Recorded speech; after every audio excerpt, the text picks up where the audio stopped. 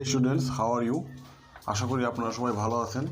আজ আমরা আলোচনা করব প্রেজেন্ট পারফেক্ট টেন্স নিয়ে। পূর্বে আমরা আলোচনা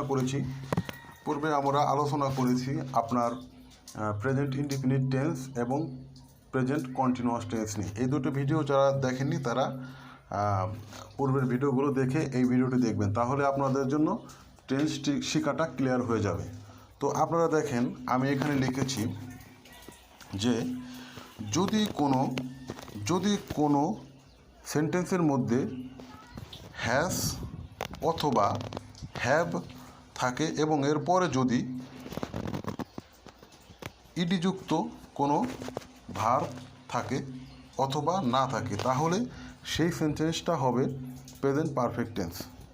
আপনারা একটু লক্ষ্য করেন যে একটা সেন্টেন্সের মধ্যে হ্যাজ থাকবে অথবা হ্যাভ থাকবে এবং তারপরে যে ভার্বটা থাকবে সেই ভার্বের সাথে আপনার ইডিযুক্ত কোনো ভার্ব হবে, মানে ভার্বের পাস্ট পার্টিসিপল পিপি যেটাকে বলে, অথবা কোনো কিছুই থাকবে না, নাউন থাকবে, তাহলেও সেই সেন্টেন্সটা হবে আপনার প্রেজেন্ট পারফেক্ট টেন্স। তো দেখেন, আমি এখানে একটা সেন্টেন্স লিখেছি।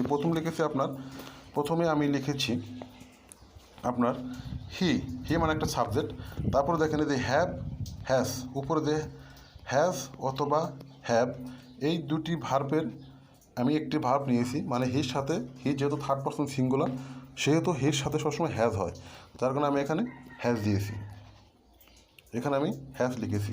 এবং লক্ষণীয় বিষয় হচ্ছে যে ইডি, এই যে দেখেন আমি প্লে একটা ভার্ব লিখেছি, প্লে, এই প্লের সাথে আমি এখানে ইডি যোগ করেছি, যার কারণে এই ভার্বটা হয়েছে আপনার present perfect tense.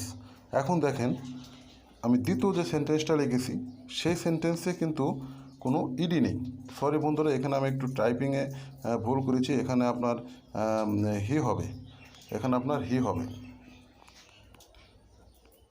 He has a কার। দেখেন আপনারা একটু লক্ষ্য করেন যে এখানে আমি সাবজেক্ট নিয়েছি এবং হ্যাজের মধ্যে একটা ভার্ব আছে হ্যাজ এবং পরে একটা নাউন আছে কার। তাহলে দেখেন, এখানে কিন্তু আমি কোনো ইডি ব্যবহার করিনি, কিন্তু এখানে একটা নাউন আছে, কিন্তু আমি হ্যাজের ভিতরে একটা ভার্ব ব্যবহার করেছি, হ্যাজ ব্যবহার করেছি, তাহলে এটা হচ্ছে আপনার প্রেজেন্ট পারফেক্ট টেন্স।